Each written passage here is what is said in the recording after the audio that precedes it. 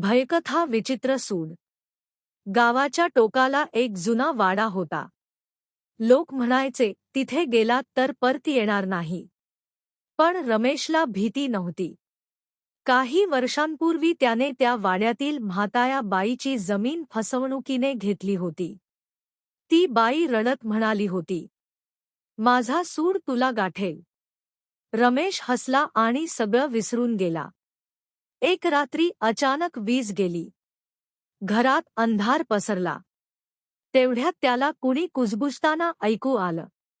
रमेश, मला ओळखतोस का? तो थरथर कापू लागला. समोर आरशात पाहतो. आणि आरशात स्वतःऐवजी ती म्हातारी बाई दिसते. तो किंचाळतो. पण आवाजच येत नाही. दुसऱ्या दिवशी गावकरी पाहतात. रमेश वेडा झाला होता. तो सत्य म्हणत होता. ती माझ्या मागे आहे. ती माझ्या आत आहे. काही दिवसात रमेश मरण पावला. पण खरी भीती तेव्हा सुरू झाली.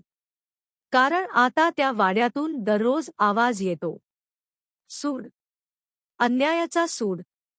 आणि आरशात आता रमेश दिसतो. पुढच्या बळीची वाट पाहताना. शिकवण: अन्यायाचा सूड उशिरा येतो, पण भयानक असतो.